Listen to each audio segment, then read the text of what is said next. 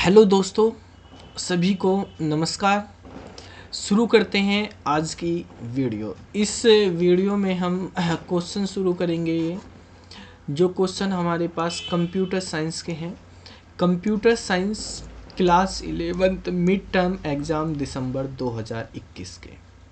ठीक है, पिछली वीडियो में हमने इसमें 15 तक के क्वेश्चन डिस्कस कर लिए थे। अब क्वेश्चन नंबर 16 से हम डिस्कस करेंगे।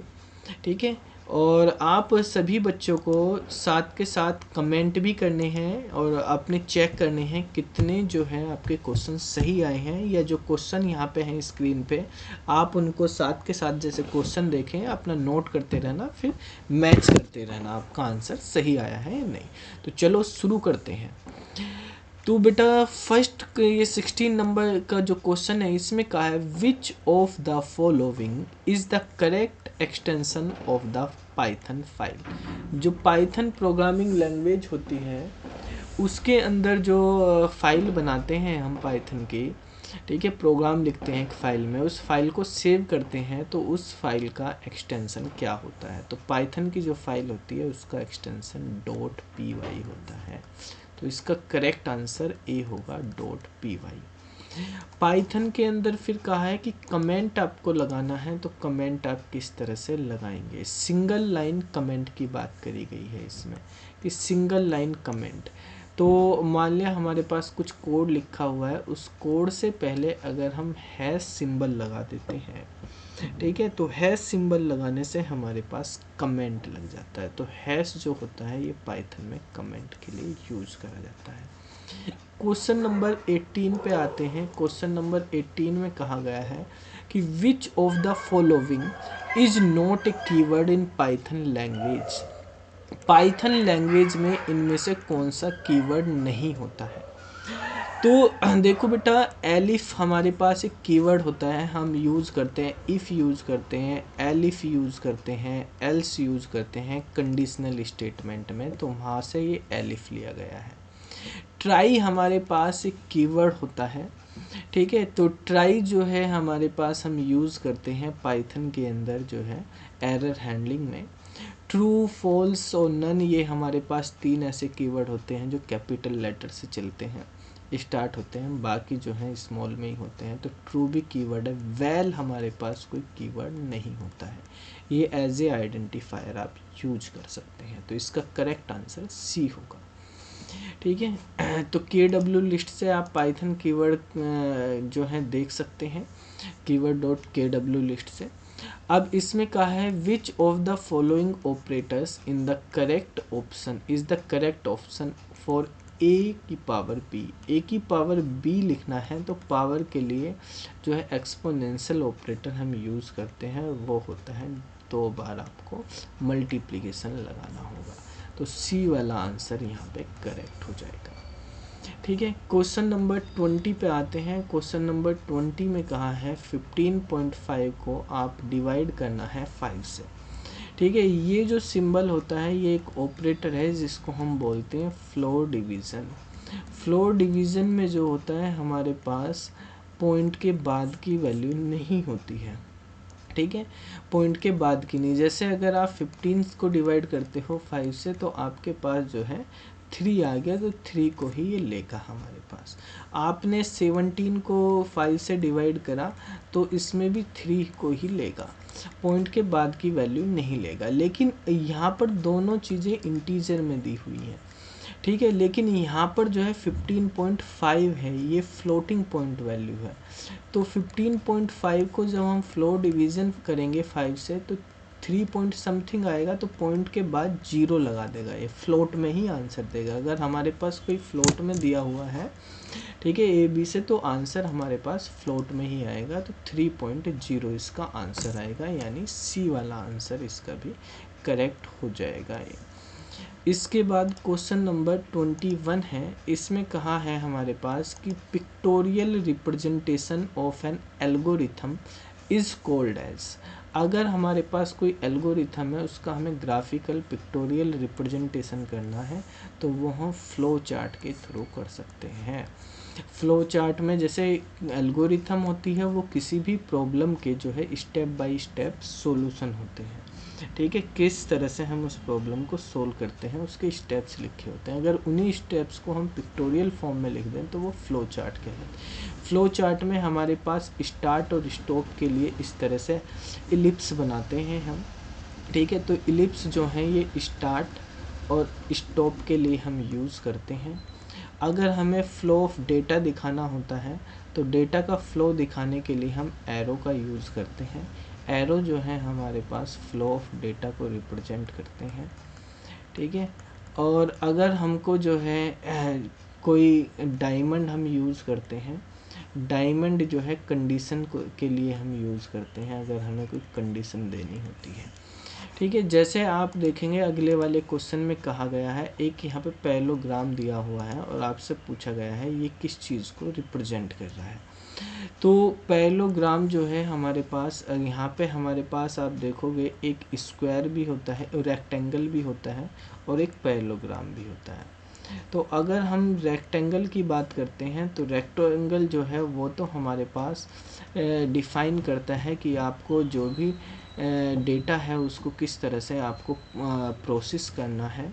तो प्रोसेस डेटा को रिप्रेजेंट करता है और ये जो है पैरेललोग्राम जो होता है वो हमारे पास इनपुट डेटा को करता है, इनपुट डेटा को। तो जो हमें इनपुट वगैरह लेना होता है तो वो हम इसमें लेते हैं। तो इसका करेक्ट आंसर जो है वो डी हो जाएगा, इनपुट डेटा। ये हमारे पास फ्लो चार्ट के सिंबल होते हैं। क्वेश्चन नंबर 23 है, इसमें कहा है which of the following statement will terminate the whole loop and proceed to the statement following the loop. इसने कहा है ऐसा कौन सा स्टेटमेंट है वो अगर लूप में आ जाए तो वो पूरे लूप को टर्मिनेट कर देता है और आप लूप के बाहर आ जाते हैं।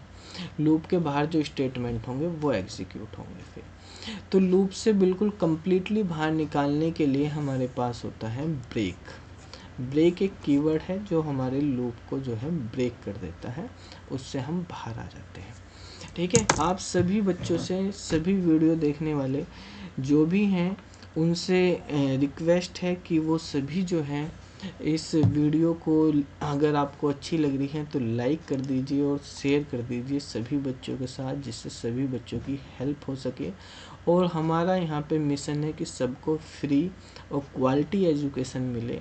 तो आप चैनल को भी सब्सक्राइब कर लीजिए और इस चैनल के बारे में सभी को बताइए। यहाँ पे फ्री एड और ad free, specially ad free education यहाँ पे दी जाएगी आपको, और बिल्कुल एजुकेशन से रिलेटेड क्वालिटी एजुकेशन आपको, कंप्यूटर साइंस, आईपी, ठीक है, इनकी एजुकेशन यहाँ पे सैम्पल पेपर, वीडियोस, ठीक है, ये आपको प्रोवाइड करवाए जाएंगे।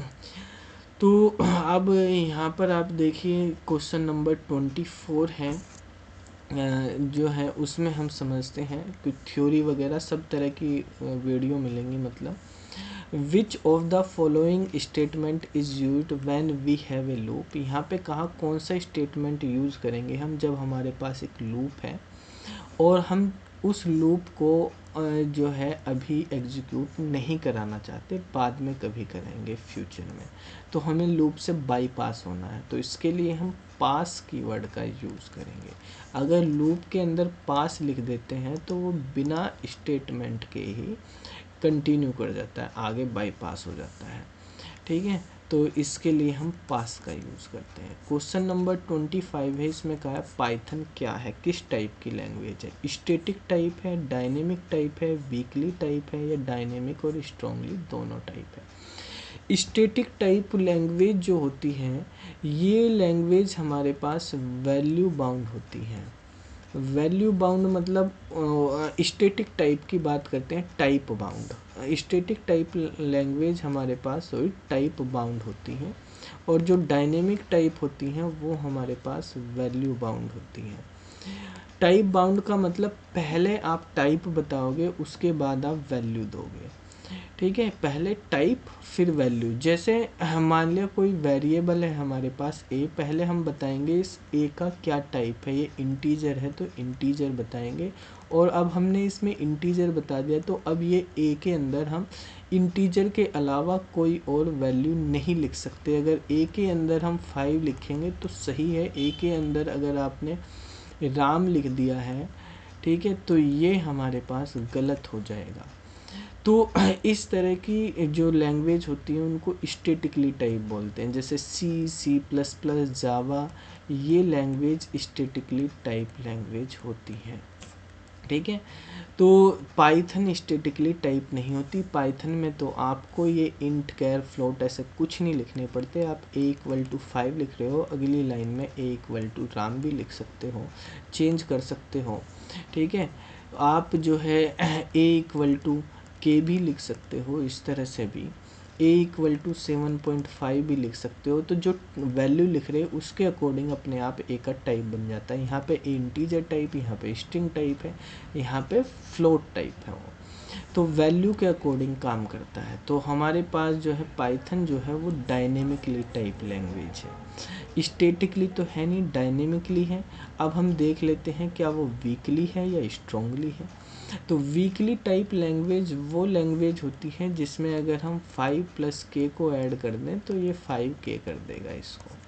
ठीक है, लेकिन जैसे जावा स्क्रिप्ट होती है उसके अंदर हो जाता है इस तरह का, लेकिन पाइथन में अगर आप 5+k कर दोगे तो ये नहीं होगा। ये अलग अलग टाइप हैं, इस तरह से आप ऐड नहीं कर सकते। तो ये स्ट्रोंगली टाइप होती है, उसमें टाइप जो है एक जैसे होने चाहिए ऑपरेशन परफॉर्म करने के लिए, टाइप पर डिपेंड कर।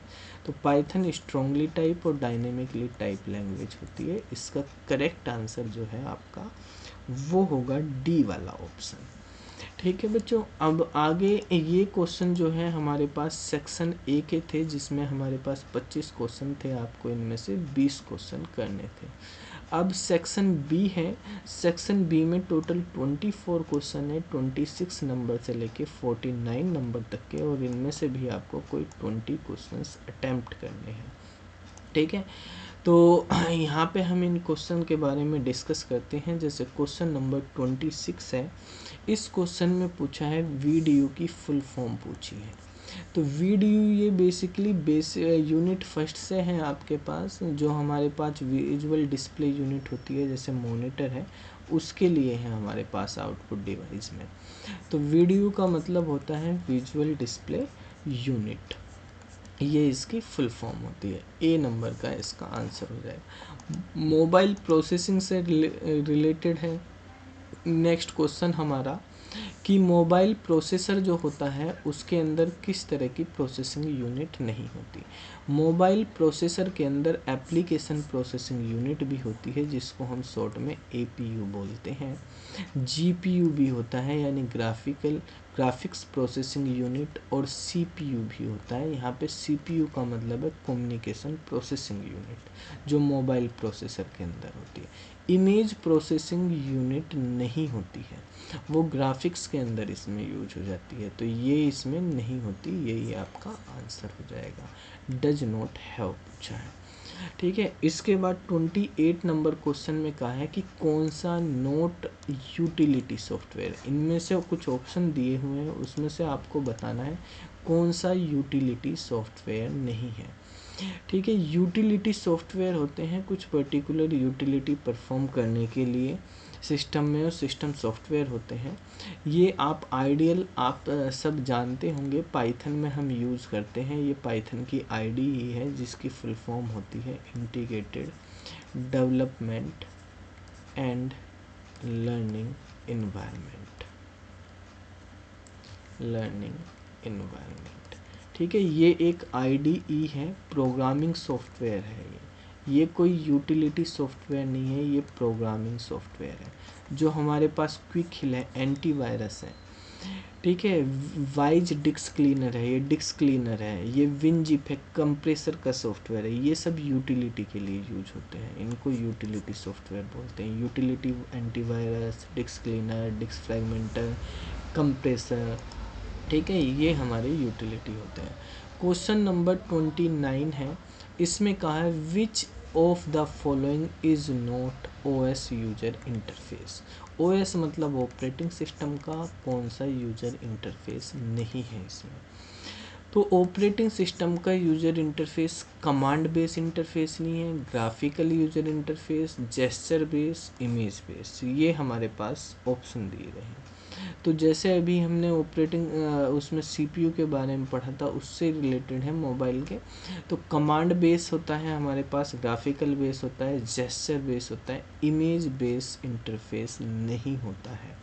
ठीक है, जो हमारे पास इमेज बेस इंटरफेस है वो हम ऑपरेटिंग सिस्टम में यूज नहीं करते हैं। कमांड बेस इंटरफेस जैसे MS DOS में होता है, MS DOS कमांड बेस में, इसका एग्जांपल है हमारे पास MS DOS।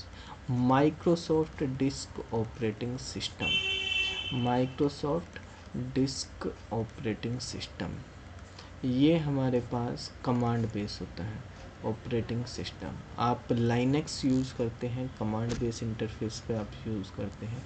Graphical user interface GUI बोलते हैं शॉर्ट में, CBI ये हो गया। ये जैसे विंडोज़ आप यूज़ कर रहे हैं, तो विंडोज़ हमारे पास जो है वो ग्राफिकल यूजर इंटरफेस रखता है। आप विंडोज़ के साथ साथ उबंटू यूज़ करते हैं, ठीक है, वो भी हमारे पास ग्राफिकल यूजर इंटरफेस होता है।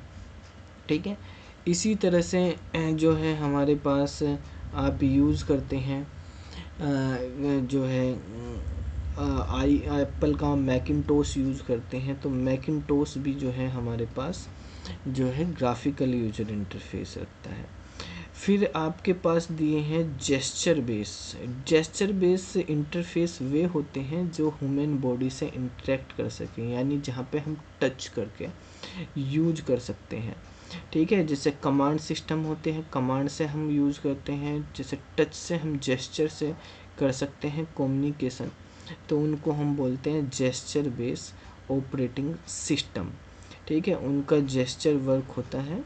तो जैसे हमारे पास ये है, हमारी आई है, आई से फेस रिकॉग्नाइजेशन हो जाता है, हमारे पास आई से रिकॉग्नाइजेशन हो जाता है, तो ऑथेंटिकेशन जेस्चर बेस करते हैं हम। ठीक है, उस तरह से ऑथेंटिकेशन में आजकल काफ़ी यूज होते हैं, जेस्चर टेक्नोलॉजी का यूज करे जाते हैं। सेंसर के अकॉर्डिंग वो रीड करके इंटरप्रेट कर देता है, मूवमेंट के अकॉर्डिंग काम करता है। ठीक है, तो उनको हम बोलते हैं जेस्चर बेस। तो जेस्चर बेस इंटरफेस जो है हमारे पास, उसके कुछ ऑपरेटिंग सिस्टम हम आजकल जो है यूज़ करते हैं, OS जो है, तो वो भी हमारे पास तीसरे टाइप का होता है। ठीक है, तो यहाँ पर इमेज बेस नहीं है हमारा कोई भी ऑपरेटिंग सिस्टम का इंटरफेस।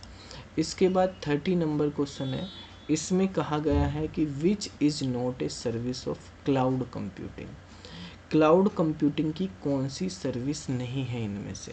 तो जैसे आपके पास ऑप्शन दिए गए हैं कि आस, पास, सास और गास। तो आस हमारे पास है, पास भी है, सास भी है, जास नहीं होती है।